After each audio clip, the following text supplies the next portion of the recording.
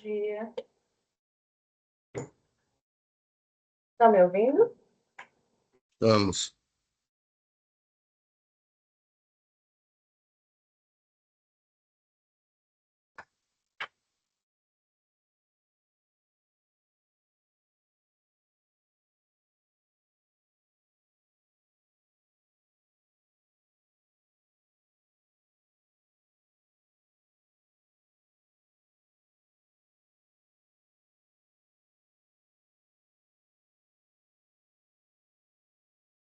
A gente pode começar, Luizão?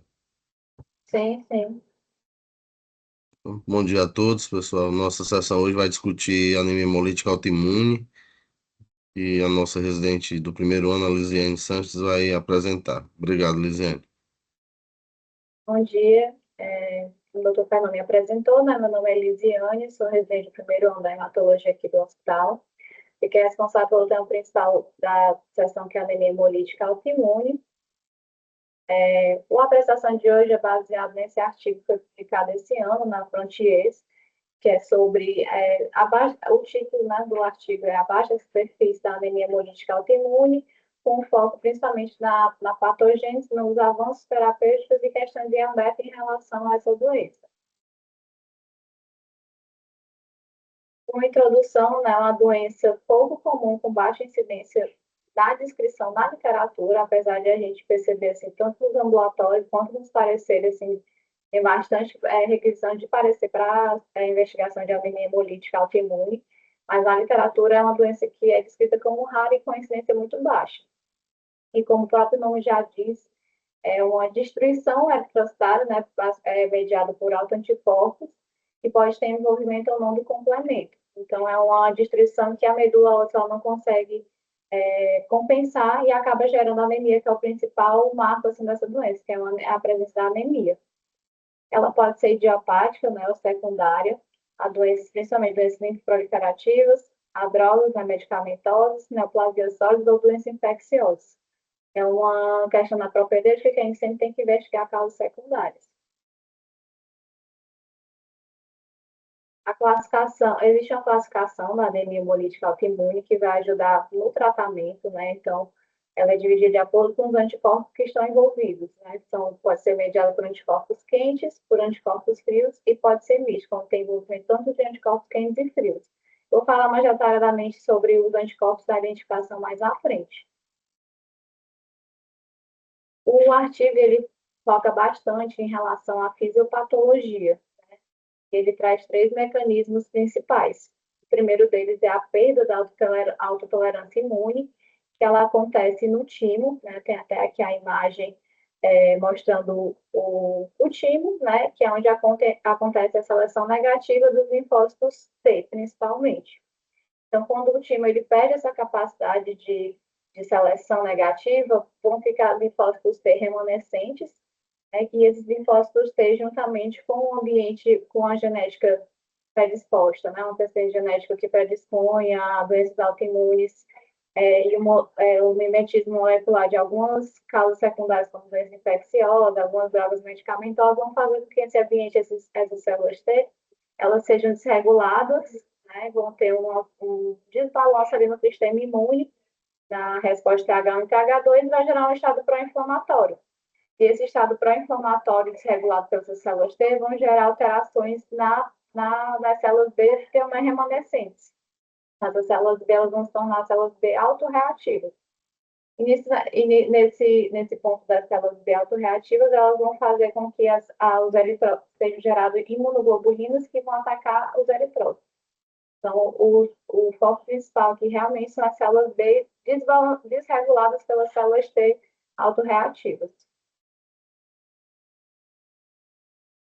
E aí existe a diferença na fisiopatologia da anemia hemolítica autoimune por anticorpos quentes e por anticorpos frios, que vai diferenciar até na questão do manejo do tratamento, né? Então, aqui nessa primeira imagem, que é do artigo, na anemia hemolítica quente, né, a gente vê que é uma imagem que tem bastante figuras, mas focando aqui nessas hemácias iniciais aqui, que estão cobertas por imunoglobulinas, né, que são essas imunoglobulinas são geradas justamente por aquelas células B clonais aberrantes que eu mostrei no slide anterior, né, que vão reconhecer esses eritrócitos como corpos estranhos e vão atacar essas hemácias. E essa destruição vai acontecer principalmente aqui no baço, né? Essa figura aqui mostra realmente o baço, onde é o foco principal do local de hemólise, que é no baço. Mas, obviamente, pode acontecer também hemólise mediada aqui por C3 no fígado e também mediado por complemento, que está até aqui no meio, tanto da CAD, né, que é a anemia hemolítica por anticorpos frios, com anticorpos quentes. A principal mecanismo envolvido na anemia hemolítica por anticorpos quentes é a hemólise que acontece no vaso. Essa hemólise que é extravascular.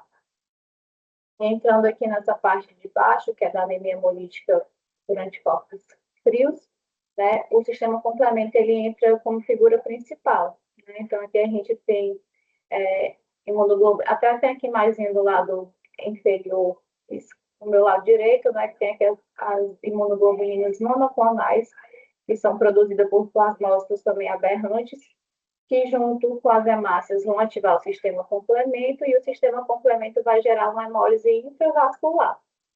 E além dessa hemólise intravascular, né, que está nessa região aqui central, existe também a hemólise que acontece na periferia. Quando essas hemácias encontram as imunoglobulinas, elas se aglutinam e geram sintomas que a gente pode encontrar nessa doença, que são sintomas vasculares. Né? O paciente pode ter acrocianose, né? Tem a figurazinha aqui da mão, esse cano inferior esquerdo, que é justamente pela presença dessa aglutinação que acontece na periferia, que são as regiões mais frias, né? O nome é frio porque justamente elas aglutinam em temperaturas mais frias.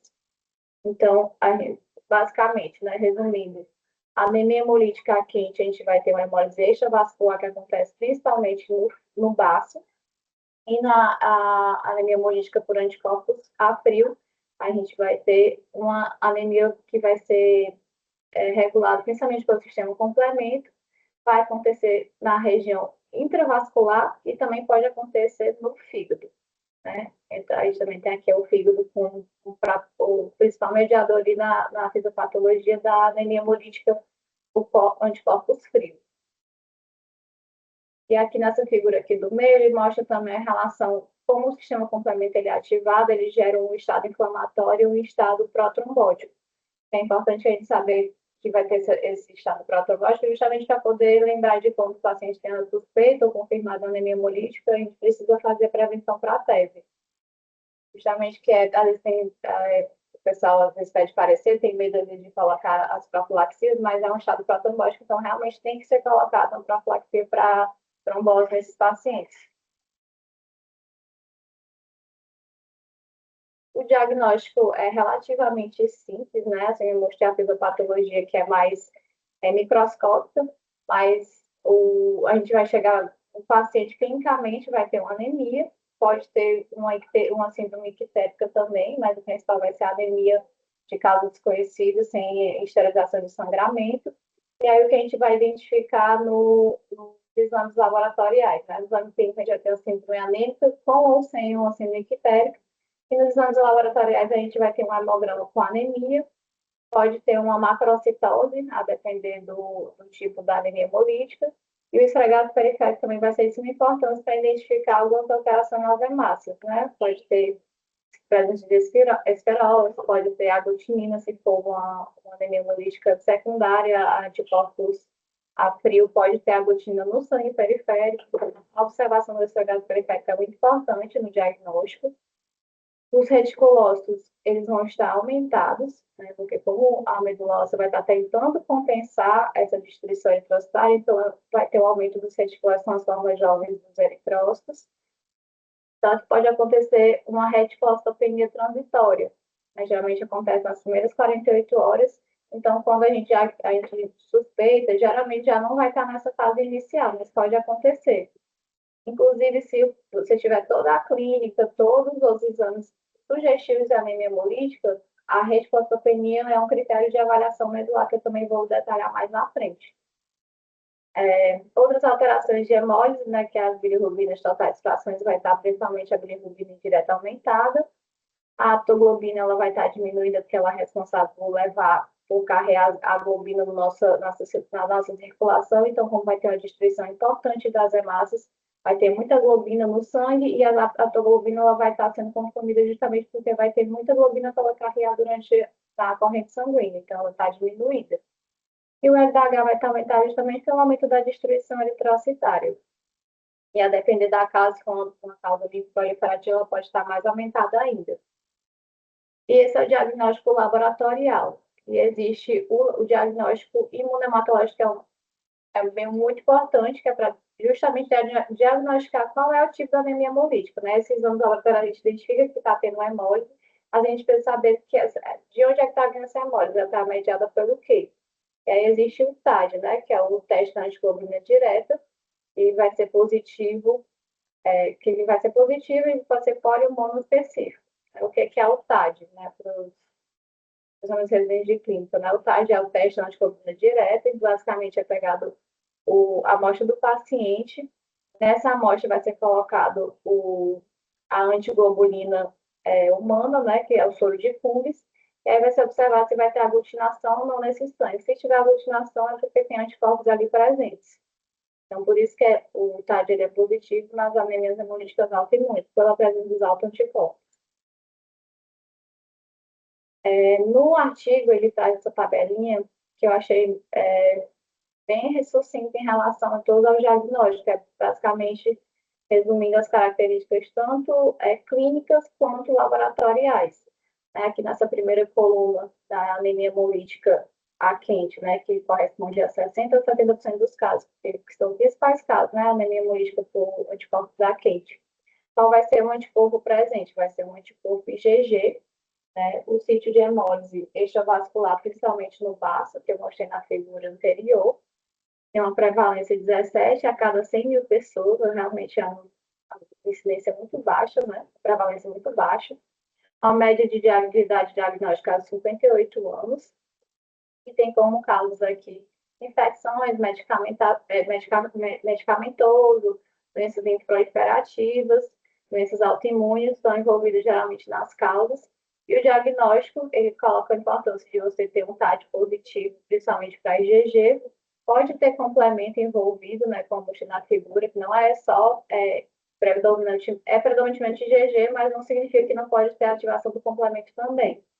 Mas é um TAD positivo para IgG, pode ter complemento e não tem sintomas associados à doença da aglutinina fria, né, que é a acrocianose, aquele sintoma que eu especifiquei também mais anteriormente. E tem que ser excluída a doença da aglutinina frio no diagnóstico para a doença hemolítica A quente. Aí na fria, ele divide aqui em dois tipos, né, que é a ACAD e a ACAS. A ACAD é a doença da aglutinina frio e a ACAS é a síndrome da aglutinina frio, que geralmente ela é secundária. E esse PCH aqui é a hemoglobinuria paroxística a frio, que é outro tipo de entidade que está relacionado com anticorpos a frio, que eu vou explicar daqui a pouquinho. Então, aqui na CAD, na SAS, que é a CAS, que é a doença da aglutinina frio, que corresponde a 20 a 25% dos casos, o principal anticorpo envolvido vai ser um IgM. Tá? E geralmente também é uma hemólise extravascular, mas que acontece mais no fígado, e pode ter hemólise também intravascular mediado por complemento. Já a incidência é menor do que a da quente, né? 0,18 a cada 100 mil pessoas, e tem a média de idade diagnóstica aos 67 anos. E aqui a gente tem como causas, né, relacionadas doenças proliferativas, né, relacionadas às células B, infecções também e outras neoplasias. Né? São bem semelhantes às causas das anemias hemolíticas. E aqui o TAD, né, o monoespecífico, ele vai ser fortemente positivo para C3, né? Então aqui realmente o marco principal da anemia hemolítica por anticorpos a frio é o complemento, né? Então vai ser positivo para C3, C3D principalmente. E negativo, fracamente positivo para o IgG, porque pode ter, obviamente, a ativação IgG autorreativas, mas ela vai ser bem mais fraca. Né? E outro ponto importante no diagnóstico da parte da imunemato é principalmente em relação aos títulos, né? A concentração desses anticorpos. Eles pedem para o diagnóstico que tenha uma titulação maior que 1,64 na temperatura de 4 graus. Então, além para os anticorpos ativos, além do diagnóstico pelo TAD, né, mostrando que é mediado por complemento, a gente tem que ter a titulação do anticorpo e a amplitude térmica dele. E aí é mais a parte da imunemata, mas é necessária essa verificação toda pelo pessoal da agência da imunemata. E a hemoglobinúria paroxística a frio é uma entidade separada, que acontece hemólise basicamente intravascular, e é um anticorpo que tem o nome de quem descobriu, que é Donald Landsteiner, que é uma IgG que se comporta como se fosse um complemento. Então, a hemólise é basicamente intravascular, é um quadro clínico mais grave. Felizmente, a incidência é bem baixa, né? 0,04 a cada 100 mil pessoas, e é mais comum na população pediátrica. Geralmente é primária rara, como em crianças, e é secundária a infecções respiratórias, geralmente. O paciente chega com um quadro de anemia importante, pode ter dor abdominal e hemoglobinúria, mas o que leva principalmente essas crianças para a emergência é uma dor abdominal, junto com a hemoglobinúria, com a urina escura. E o teste é específico, é esse teste de Donald-Landsteiner, que é um teste bifásico. Eu realmente não vou saber explicar direitinho como é o teste, mas é um teste direcionado para investigar hemoglobina paroxística a frio. Tanto é que ela antigamente era mais relacionada, tem até aqui nas causas, era relacionada com infecções congênitas ou infecção terciária por sífilis. Só que hoje, depois da entrada da penicilina, já é mais raro, né? Mais secundária mais infecções respiratórias em crianças. Aí o teste é um teste específico, realmente tem que pedir direcionado de acordo com a suspeita clínica.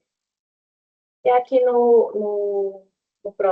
próxima coluna é a anemia hemolítica mista, né, que corresponde a 5 a 10% dos casos, que ela tem envolvimento tanto de anticorpos IgG quanto IgM. Então, a hemólise vai ser extra-intravascular. É um quadro semelhante à anemia hemolítica quente, só que um quadro mais grave. Também as causas são parecidas, mas são doenças infecciosas, medicamentosas, doenças autoimunes também que estão envolvidas. E no diagnóstico a gente vai ter um TAD positivo tanto para IgG, que é da anemia quente, como para C3D, né, que é do complemento, que é a mediação dos anticorpos a frio. Aí são anticorpos que têm amplitude grande, né, de 4 a 30 graus Celsius. Então, isso já se preocupa mais que tem uma patogenicidade maior. E vai ser identificado também no ELUAT, que é outro teste que é feito na imunemata para poder identificar o tipo de anticorpo. Aqui, essa atípica, tudo que a gente viu nessas outras colunas é diferente, tá? Essa atípica é mais rara, geralmente é mediada por IgA e IgM, então como realmente tem uma suspeita clínica muito forte, foi feito todos os testes, não é identificado, aí você pode suspeitar da anemia hemolítica atípica, né, que é por IgA e IgM, que é muito mais raro, e aí tem que ser feito o TAD monoespecífico direcionado para IgA e IgM, nesses casos aqui. Aí, quando indicar a avaliação medular, né, depois que eu tenho um paciente com suspeita clínica, tem um laboratório com hemólise, tem um TAD, um TAD poliespecífico positivo e um TAD monoespecífico me dizendo ali o que é, mas eu não consegui encontrar, né? Quando é que eu vou indicar a avaliação medular? Nos casos refratários à primeira linha, ou seja, o paciente que você deu o diagnóstico, começou a tratar e não respondeu esse primeiro tratamento, pode ser uma indicação de fazer avaliação medular. Na presença de reticulopenia, né, que não é o comum na anemia hemolítica, a gente vai ter um reticulócito aumentado. Então, aqui, nesse caso, você pode, se não encontrar outra causa, né, o caso de uma reticulopenia transitória, ou no caso de um paciente que já tem uma doença medular já conhecida, que justifique esse reticulócito mais baixo, tem que realmente ser avaliada critério individualmente, né? Então, se tiver reticulopenia, você não encontrou o motivo para ter esse reticulócito baixo, você pode indicar também a avaliação medular. Se o paciente tiver uma citopenia associada, né, além da anemia, tem a plaquetopenia, tem a neutropenia que também não sabe o motivo, pode ser avaliado também pode ser indicada a avaliação medular. E na causa da raifria, se não tiver encontrado nenhuma causa infecciosa evidente que justifique ela, também é indicada a avaliação medular, porque na raifria a gente pode ter um diagnóstico diferencial com a doença de Waldenström, né? Então, nesses casos, se não tiver uma causa secundária, tem que ser feita a avaliação medular, principalmente com biópsia de medula óssea, para poder fazer esse diagnóstico diferencial, principalmente com Waldenström. E aí, em relação ao tratamento, né? O tratamento é bem ligado à fisiopatologia. Então, aqui na RAI quente e mista, como é uma doença autoimune, né? Principalmente autoimune, a gente sempre lembra do corticoide. Nas anemias quentes e mistas, o corticoide é tratamento de primeira linha, principalmente a prednisona 1 mg quilo, com alvo de atingir a hemoglobina de maior que 10. E depois de atingir o alvo da hemoglobina maior que 10, você pode iniciar o desmame após 3 a 4 semanas. E o desmame ele tem que ser lento. Às vezes é iniciado o corticoide, é desmamado muito rápido, o paciente acaba não tendo a piora da anemia, porque foi feito o desmame muito rápido. Então, é um desmame lento, né? Você tem que esperar ainda atingir o alvo da hemoglobina acima de 10 para depois iniciar o desmame. Depois de 3 a 4 semanas de atingido o alvo, você vai começar a desmamar esse corticoide. E o desmame ele é bem lento, de 2,5 a 5 miligramas por mês, né? Diferente das outras doenças que a gente tem que prescrever corticoide, a gente desmama às vezes a cada 3 a 5 dias, aqui o desmame é mensal. E tem que ter pelo menos uma meta de um tratamento uma meta de 6 meses de tratamento. Como segunda linha, tem alguns estudos que botam o rituximab, a esplenectomia junto, outro bota o rituximab antes da esplenectomia, mas basicamente eles dois ficam como segunda linha, e a depender da disponibilidade, você vai escolher uma das duas opções, né? O rituximab é o anti-CD20, que está junto na fisiopatologia inicial, porque a gente vai ter uma desregulação pelos linfócitos T ali nesse limpo das células B, né? Que elas vão gerar células B aberrantes, que vão produzir as imunoglobulinas. Então, o rituximab, ele já é aprovado e tem comprovado a eficácia dele no tratamento das anemias hemolíticas. A dose cheia mesmo, de 375 miligramas por metro quadrado, semanal por 4 semanas, que é a mesma dose que a gente usa nos tratamentos quimioterápicos. Tem estudos também com doses menores do rituximab, né? Só que a única que tem ainda uma comprovação de eficácia é o de 100 miligramas em alguns casos, geralmente pacientes mais idosos, que talvez não suportem uma imunossupressão mais forte, você pode fazer essa dose reduzida. Mas a dose preconizada é a dose de 375 miligramas por metro quadrado por 4 semanas. A resposta começa a ser evidenciada em torno de 3 a 6 semanas, e é um tratamento que você vai fazer junto com o corticoide. Então, você começa o corticoide, né? O paciente não respondeu, você vai indicar o rituximab, só que você deixa o corticoide até pelo menos a quarta dose, ou seja, até a última dose do rituximab, e a partir daí você começa a desmamar o corticoide. Então, é uma terapia que vai junto com o corticoide. Porque se até o obituximab fazer o efeito, tem que ter alguma terapia ponte ali para segurar a anemia. E o terceiro, que pode ser junto como segunda linha, a esplenectomia, né? Como o principal sítio de hemólise é o baço, na anemia por anticorpos A quente, então a esplenectomia é um tratamento que pode ser feito. E só lembrando que nos pacientes que fazem a esplenectomia tem que fazer a vacinação contra os germes encapsulados, né? No pneumococo, meningococo e hemófilos, a depender da idade no quadro vacinal. E é um paciente que geralmente tem, além, a anemia hemolítica já é uma doença que predispõe à trombose. O paciente que faz esplenectomia por anemia hemolítica, ele tem maior risco ainda de trombose. Então, já esse paciente fez uma anticoagulação mais estendida, que acabou faltando dizer aqui, estendida por 14 dias com heparina de baixo peso molecular.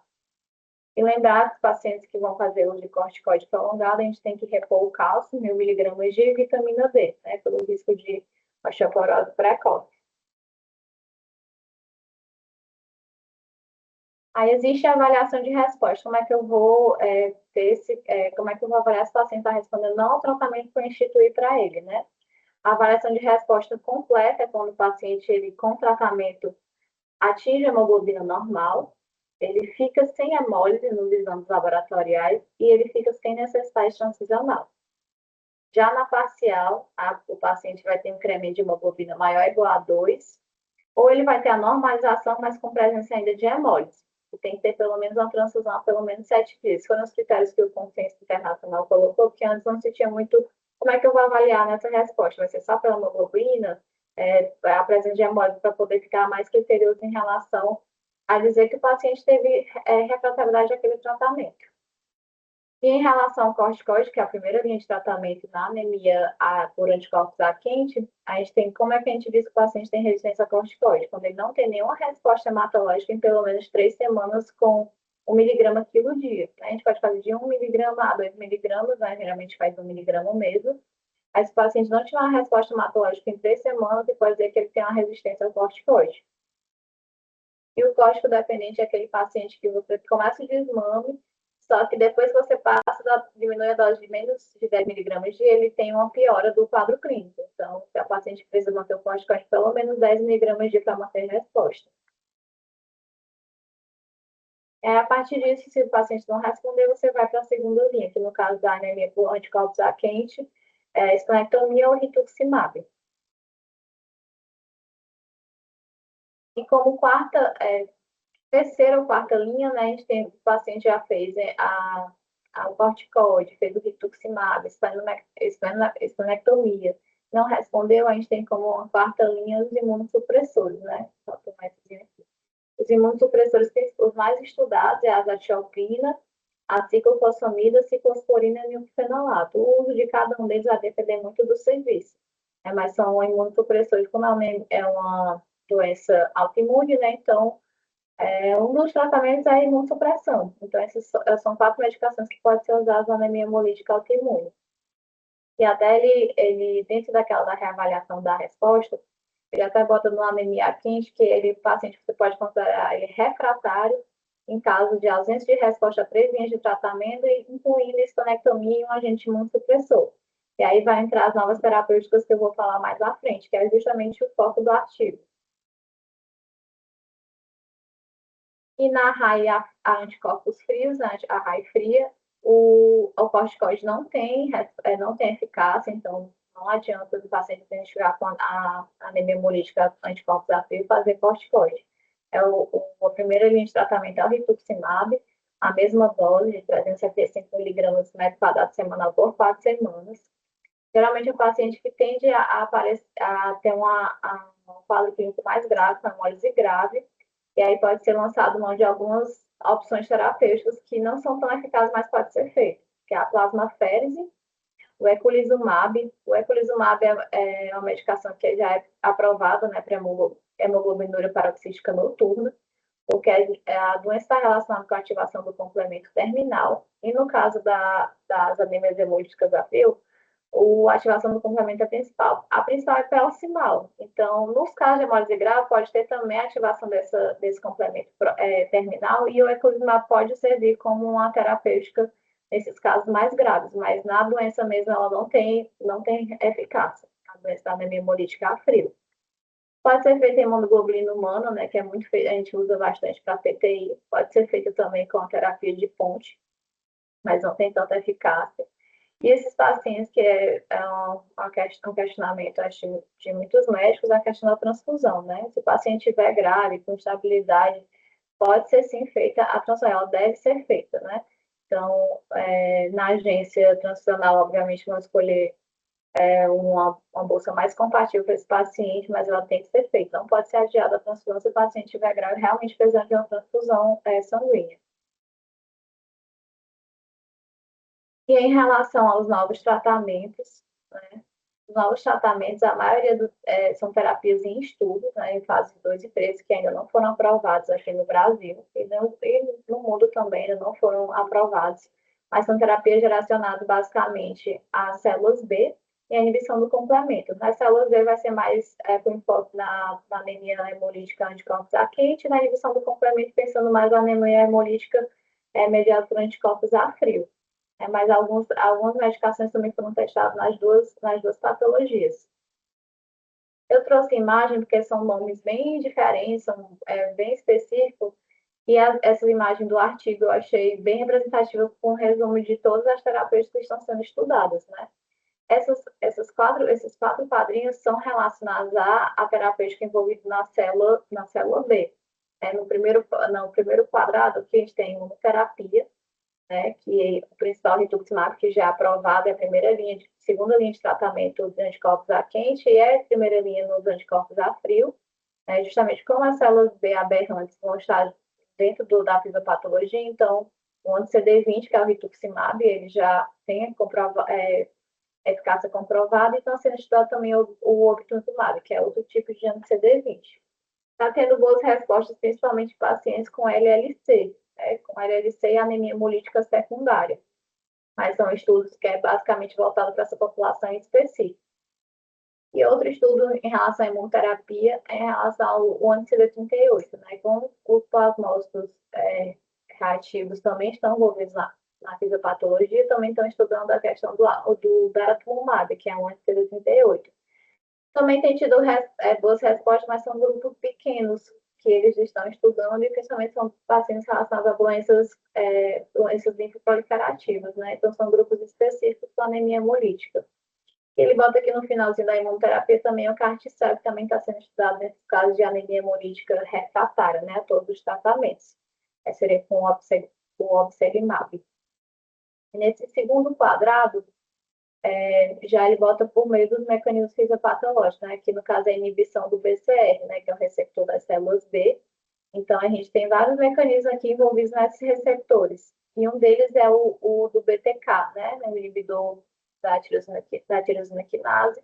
E aí tem o ibrutinib e o risabrutinib. Principalmente o ibrutinib está sendo bastante estudado na terapia das anemias hemolíticas, porque os linfócitos B, como eu falei, ele está muito envolvido na fisiopatologia. Então, uma tentativa de inibição desses receptores de células B, na tentativa de diminuir a patogênese e melhorar o quadro clínico do paciente. Então, está aqui a inibição, o IBTK, os inibidores da fosfatase quinase tipo 3, que é o parsaclisib, e aqui em cima tem os inibidores dos receptores B no baço. Né, esse sim está sendo, esse aqui já tem estudos muito robustos, já comprovando a eficácia, que é o fostamatinib. Ele vai inibir justamente o receptor da célula B no baço. Né? Então, bem específico, que é o caso da patologia da anemia quente, a hemólise acontece principalmente no baço. Então, essa medicação aqui está sendo bastante alta, já com resultados muito bons para anemia quente, que é o fostamatinib. E no terceiro quadro aqui, a inibição do BAFF, né, que todos eles basicamente são receptores que vão ativar a proliferação das células B ou manter a sobrevivência delas. Então, a gente inibindo nesses mecanismos, a gente consegue ter um controle melhor. Então, no primeiro, a imunoterapia, o anti-CD20 com rituximab ou obinutuzumab, o anti-CD38, o daratumumab, a inibição dos receptores B, que aí entra principalmente dos receptores B do BAS com o fostamatinib, e nos outros são vias mais periféricas, né, que é no caso do BTK, com o ibrutinib, e o da fosfatase tirosina quinase tipo 3, que é o parsaclisib. E aqui nesse terceiro já é do BAC e APRIL, que é uma via de sinalização das células B. E basicamente essas medicações aqui também estão em estudo, mas são estudos em países específicos. Que eu agora não vou lembrar qual é o país, mas que é o povetacicept e elanemab. Então, são estudos menores em relação à inibição dessa via do BAC e do APRIL, que é a da via de proliferação das células B. E por último, aqui embaixo, em relação à inibição da fagocitose mediada por IgG, né? Que aí também entra junto o fostamatinib, que é o que eu falei que está realmente com os estudos mais avançados em relação à terapêutica das anemias hemolíticas por anticorpos a quente. Né? Então, além de ele ter uma inibição dos receptores das células B, ele também consegue inibir a mediação da fagocitose mediada por IgG, que é onde acontece justamente a hemólise. Né? Então, o fosfatinib, ele realmente é a luz que está mais avançada em relação aos estudos. É o que está mostrando aqui embaixo, e tem outro aqui que é o nipocalimab, que é desses receptores aqui na membrana do UFC, né? Que ele inibe essa comunicação das células B com o UFC. Mas é realmente mais importante é a fosfatinib. E em relação ao sistema complemento, né, existem algumas medicações que estão sendo estudadas. Como eu falei, né, aqui focando no eculizumab, que é uma das medicações que a gente mais conhece em relação a inibidores do complemento, principalmente de C5, como é um inibidor de complemento terminal, realmente não se viu muita resposta. Se o paciente pode ter até uma resposta das enemas hemolíticas a frio, mas não é uma resposta sustentada. Então, fica realmente para os casos mais graves, né, que tem ativação tanto do sistema complemento proximal e terminal. Mas o que realmente tem comprovado a eficácia, tem mostrado bastante resultados bons para anemia hemolítica por anticorpos a frio,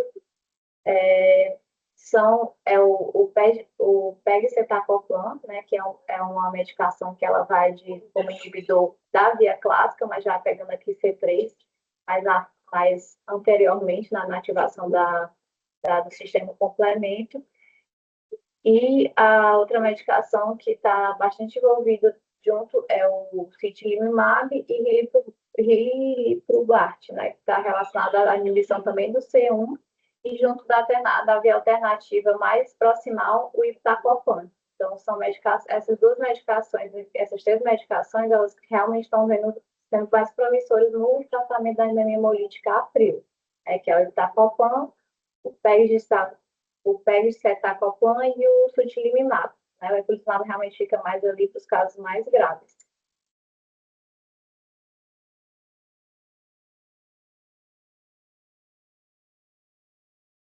E é isso, o artigo realmente assim, ele realmente mostra que tem muitos estudos sendo feitos, né, para anemia hemolítica, principalmente a frio, que eu acho que a gente tem poucas opções de tratamento, né? Tem rituximab, mas já sabe que é uma resposta, e tem resposta, mas não é uma resposta mantida. Então, os pacientes ficam sem opções terapêuticas. Então, tem muitos estudos que estão acontecendo, já estão em fase 2, fase 3. Tem algumas medicações que realmente estão sendo promissores, mas que não foram aprovadas e a gente não tem acesso. Né? Então, mas é importante que está sendo feitos os estudos e provavelmente futuramente a gente vai ter mais opções de tratamento, principalmente da anemia hemolítica a frio, porque a quente a gente tem uma resposta boa com as terapêuticas que já existem, mas apesar disso, tem as pacientes que são refratárias e estão sendo estudadas também outras terapêuticas, né? Justamente envolvendo a fisiopatologia, o foco principal do artigo, né? Você entender a fisiopatologia e entender as medicações que estão sendo estudadas para poder ter um melhor tratamento dos pacientes refratários.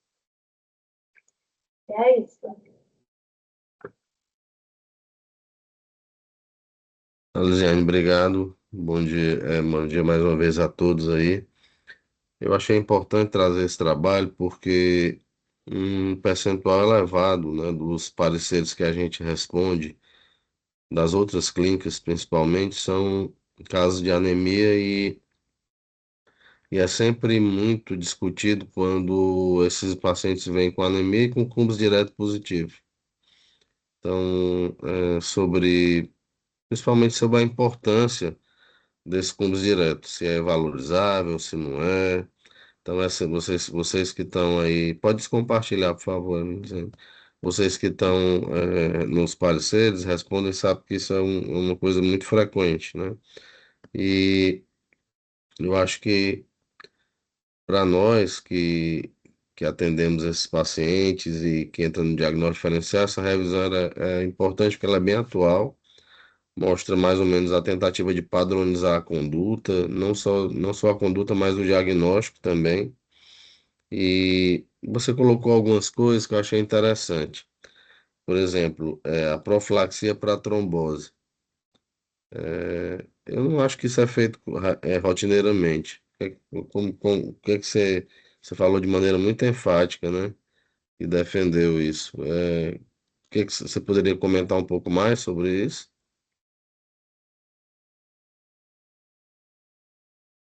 Eu até vou comentar também o que o senhor falou anteriormente em relação ao TAD, né? Que eu até assisti algumas aulas e li alguns artigos que ele fala também da importância de a gente não fazer o diagnóstico começando pelo TAD, né? O diagnóstico começa na clínica e aí a gente evidenciando nos laboratórios gerais até as memórias, né? Que às vezes a gente realmente pega o paciente em outros setores, vê um TAD positivo e a partir do TAD suspeitar da anemia hemolítica, sendo que o caminho não é esse, né? Não é a partir do TAD que a gente vai suspeitar da anemia hemolítica, vai ser a partir do quadro clínico e a presença da hemólise.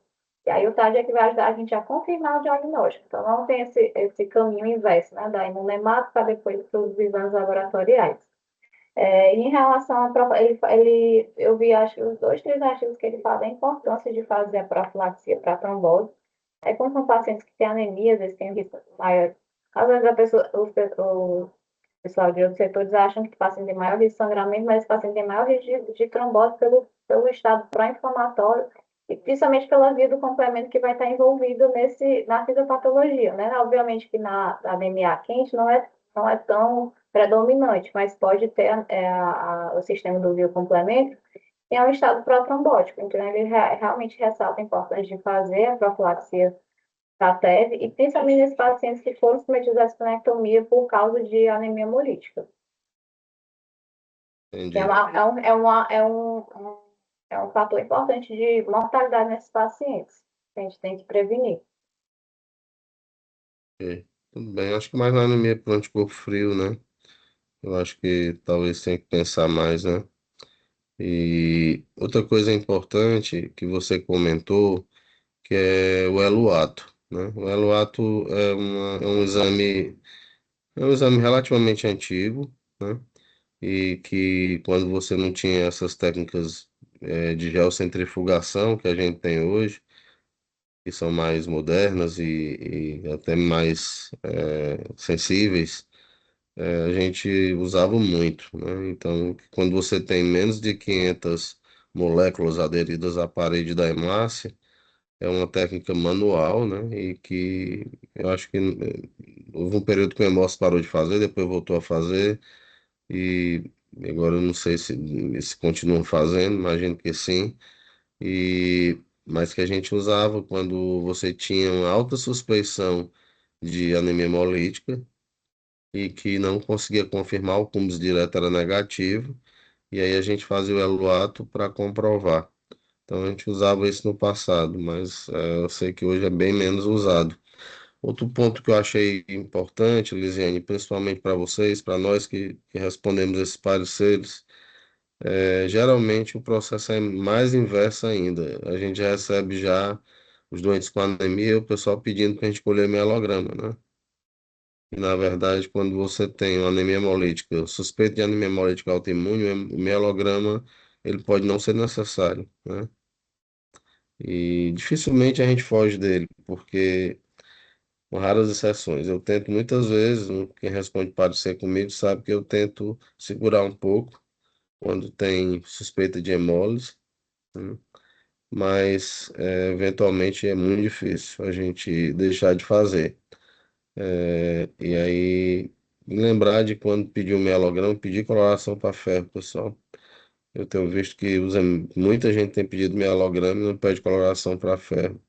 Então, muitas vezes coloração de pés ajuda muito no diagnóstico diferencial, né? E especificamente no tratamento, eu acho que você abordou um ponto que eu acho que é muito importante. Primeiro, a questão da introdução do corticoide. E o que a gente vê muito, muito é assim, uma certa. Começa o corticoide, tem uma resposta e o pessoal quer tirar rápido. Então, uma certa afobação com a retirada. Então, o corticoide, se tiver resposta, tem que ser desmamado. Não pode ser tirado de maneira abrupta, tá? E se não responde, aí o rituximab é uma droga importante e consolidada, como você colocou muito bem, né? Esplenectomia tem sido muito pouco feita, né? Cada vez menos, né? E, e assim, às vezes, a gente tem lançado mão até de imunossupressores mesmo, entendeu? Lembrar que se prescrever a azatioprina, que é uma das mais usadas, ela demora um pouco a agir, então ainda vai ter que segurar um pouquinho com corticoide, com alguma coisa, né? E se realmente tiver suspeição de anemia hemolítica para anticorpo a frio, não adianta corticoide. Tem que já ir logo para o rituximab. Então, ficar atento a isso é uma coisa importante. Às vezes você vê doente com anemia hemolítica anticorpo a frio sendo feito corticoide, insistindo e não respondendo, né? Outro dado que eu acho que é importante para todos, para os internos, residentes, e porque vocês podem se deparar com isso. Uma anemia hemolítica, um estado grave, você está atendendo e você não tem como reverter rapidamente. Se você pode lançar mão da transfusão e o banco de sangue vai procurar a bolsa menos incompatível. E assim, em caso de risco de vida, tem que transfundir, porque começa a se transformar num ato de omissão, né? Então tem que ter muito cuidado, isso é importantíssimo que você colocou. E por último, eu queria falar também desses novos tratamentos que você trouxe. Eu acho que está mais assim consolidado dessa, não sei se a gente pode usar essa palavra, mas mais com mais embasamento é o uso do obinutuzumab para na leucemia linfóide crônica com anemia hemolítica. Eu acho que é onde a coisa está mais. Tem alguns trabalhos bem interessantes mostrando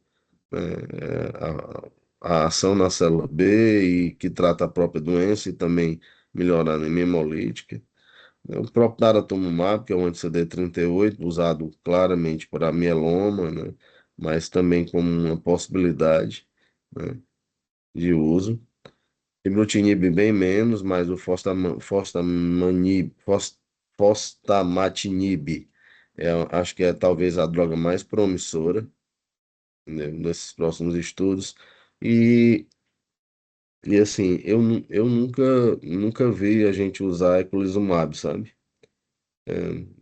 Assim, acho que é uma medida heróica, até porque a gente não tem isso como uma indicação, né? Então acaba que a gente não consegue prescrever, né? Ele vem vem especificamente por doenças com hemoglobinúria paroxística noturna. Agora, acho que uma coisa interessante é o iptacopan, que inclusive, se não me engano, a Rafaela tem dois doentes da HPN usando, né? E que é uma droga oral e tal, então acho que é uma coisa interessante. Eu queria abrir para perguntas e comentários, discussões, alguém que queira fazer alguma pergunta para a Lisiane ou um comentário. Posso comentar, professor? Pode, Laura, claro. Não, primeiro parabenizar, né, a Lisiane, foi muito boa a apresentação. É sempre bom, né, a gente ter atualizações dos assuntos. No ano passado fui eu que tinha apresentado a de anemia hemolítica autoimune, no ano anterior também tinha sido o Guilherme. E eu não sei se a Lisiane tinha comentado sobre isso, eu não tinha visto, mas também com relação ao percentual das arrais que permanecem negativas ao TAD, que eu lembro, inclusive, do artigo que eu tinha apresentado no ano passado, que era em torno de 10%. E aí é importante a gente lembrar que o diagnóstico é feito pela exclusão de outras causas hemolis e também com base da resposta clínica do próprio paciente. Aí também para os internos e os residentes de clínica, a gente lembrar também sobre a questão da diferença do poliespecífico e do monoespecífico. Porque o poliespecífico, a gente não é tão específico, né? E ele normalmente é só para C3 e anti-C3D e IgG. E a gente tem um percentual de pacientes que eles são IgA. Aí a gente precisaria usar o antissoro monoespecífico para o IgA, que superaria a negatividade do TAD, que nesses casos seria um TAD negativo. Perfeito, Laura. Excelente, boa lembrança. A gente tem tentado, nessas sessões, esses assuntos mais, assim, digamos assim, mais frequentes da nossa prática, trazer sempre, pelo menos uma vez por ano, uma atualização, uma discussão, buscando aí manter todo mundo de alguma maneira atualizado. Então, tem sido isso que a gente tem feito. Alguém gostaria de fazer mais algum comentário, alguma pergunta? Bom dia, pessoal. De Gustavo. Parabenizar a Lisiane pela apresentação. Realmente é um tema que, vez por outra, está no nosso parecer, está no nosso dia a dia. Realmente é bem importante a atualização.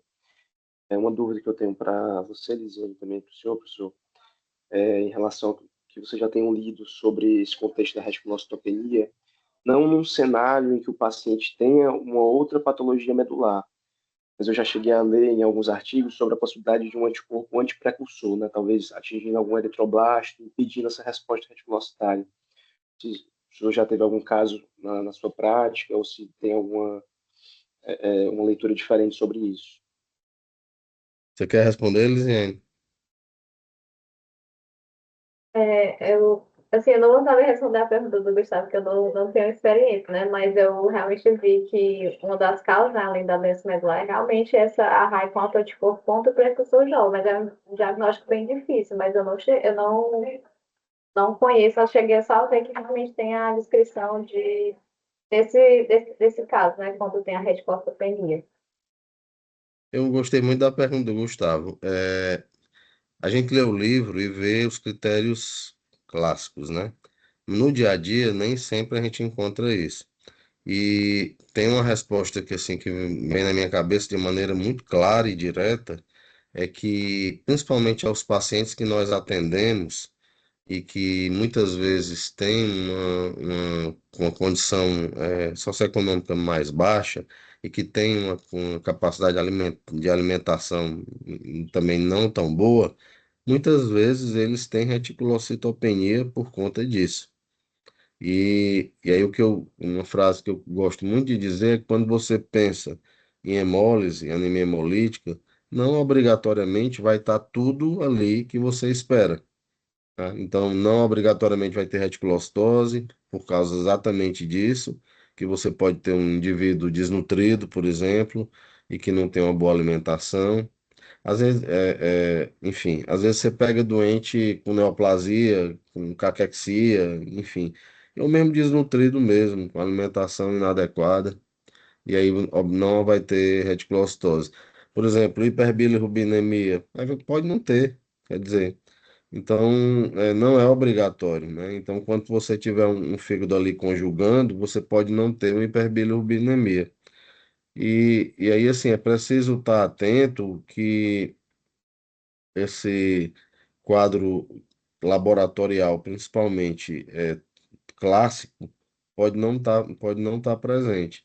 E mesmo assim o indivíduo ter hemólise, né? Então, ficar atento a essa possibilidade. Eu acho que assim, as três coisas que a gente tem que estar lembrando, principalmente a anemia hemolítica por anticorpo quente, é pensar em neoplasias, e aí principalmente linfoproliferativas, doenças autoimunes, e aí lúpus e as correlatas, tá? Drogas, né? E aí, dentre elas, antibióticos, não esquecer, tá? Que somente cefalosporinas, essas drogas assim, são muito frequentes e podem estar associadas, né? E anemia por anticorpo frio, assim, eu vi muito mais em criança, tá? Em infecções por micoplasma, citomegalovirose, esses antecedentes aí de infecções dessa natureza. E para nós, assim, não sei se a gente não dá diagnóstico, pode ser também, mas eu acho que quando tem. E aí, para nós, é mais associado até às vezes a neoplasia, né?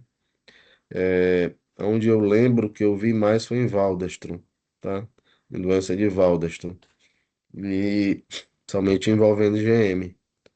Mas ficam essas mensagens, essas lembranças aí.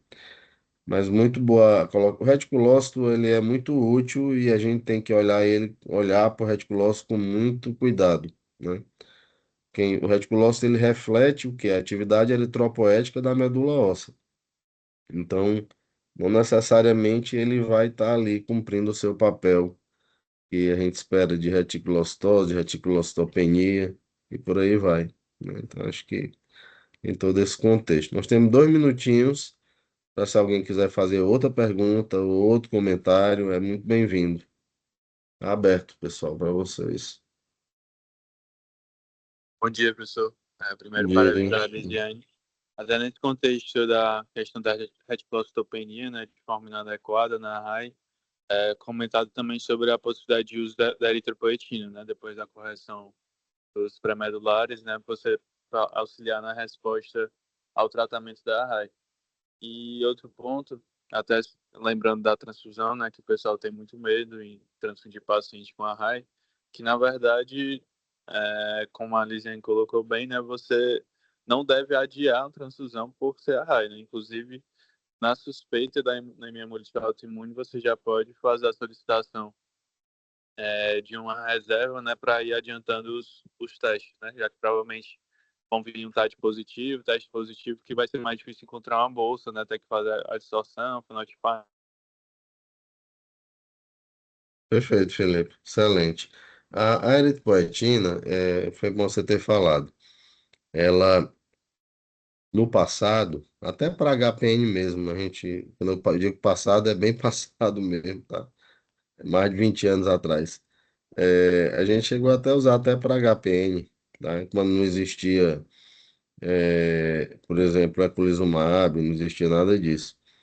Mas, e assim, na anemia hemolítica autoimune é meio que para evitar a transfusão, uma situação meio de, não é uma situação ortodoxa, digamos. Tanto é que nem está nos guidelines, eu acho que não me consta, pelo menos nesse trabalho específico não foi nem citado. Mas, obviamente, que numa situação de, de não ter solução, pode ser lançado mão, sim. Doutora Helena, você gostaria de comentar alguma coisa? Fernanda, eu quero parabenizar a Lisiane. É um assunto muito bonito esse da anemia hemolítica. E que eu estou aqui de coração aberto, a mente não sei se estão aberta, mas o coração aberto para aprender. Porque eu fico impressionada com a quantidade de medicação, esses novos tratamentos, chega a dar um nó no meu juízo. Quer dizer, é muita coisa moderna. Se lembrando de quando a gente atendia anemia hemolítica, que ficava, era cumbe direto e reticulócito aumentado. Icterícia, ponta de baço, e vamos catar o que estava acontecendo. Aí, quando eu me lembro, Lisiane, que para fazer uma transfusão, fazia com hemácia lavada, botava... Tu te lembra, Fernando, disso? Não Sim, alcançou, né? sim, sim, claro. Com todo o risco de contaminação, com toda... Aí eu fico, assim, encantada com tudo isso que eu ouvi. Você acha que para o paciente que já está com quadro, achei bonitinho ela dizer a RAI, com anemia hemolítica frio, a temperatura ambiente faz diferença? Deve fazer, né? Não sei. Eu sinceramente não Porque eu me sei. lembro em Porto Alegre, na época do inverno grande, Ah, a gente aquecia os doentes, sabe? Bem aquecido, mais do que os outros, porque eles entravam no quadro de anemia hemolítica. Eu não sei se era falta de conhecimento nosso, ou se isso realmente tinha. Mas era impressionante a reação deles. é, Então na era. verdade, na verdade, a relação é muito mais com a temperatura corporal mesmo, né? Interna, Pois é. não externa. Agora, a senhora colocou uma coisa que eu acho que é importantíssima e que a gente pensando do ponto de vista de evolução da hemoterapia e assim, no passado, tudo que a gente não sabia, a gente lavava hemácia. E É, né, era desse jeito, infelizmente, tá? Para tudo. E, na verdade, quando você lava hemácia, você tem risco de contaminação, obviamente, porque você viola aquela horrível. bolsa. Mas, acima de tudo, você reduz, em Hum, média, 30% do hematócrito da bolsa. é, E aí você transfunde aquele indivíduo com uma menor quantidade, né? Então, assim, a evolução da hemoterapia, principalmente no sentido desses filtros, e que ela foi e é muito importante, né? Na questão dos aspectos da transfusão, né? Então, acho que isso melhorou a prática nossa, mas, acima de tudo, o tratamento para os pacientes, né? E, e aí, considerando que hoje com a história do PBM, né, a gente nem transfundir pode mais, né? A gente uhum, olha para o doente e pensa 100 vezes antes de fazer uma transfusão, né? Aí ele já fica bom só a gente pensando e olhando para ele, né? Brincadeiras à parte, é porque eu gosto de É, provocar os hemoterapeutas que não gostam de ser chamado assim, né? Tem que ser é. chamado de hematologista. É brincadeira, é apenas uma brincadeira. Mas enfim, pessoal, queria parabenizar a Lisiane, agradecer, tá? Eu acho que foi uma boa discussão. Esse é um tema que a gente com certeza revisitará nos próximo ano, porque está sempre no nosso dia a dia, né? Está sempre na nossa possibilidade aí de diagnóstico e rondando a nossa discussão, tá bom? Eu quero agradecer a todos e desejar um bom resto de semana para vocês, tá bom? Obrigado, Vilisiane, parabéns. Tchau, bom dia, pessoal. Tá, pessoal. Tchau, tchau.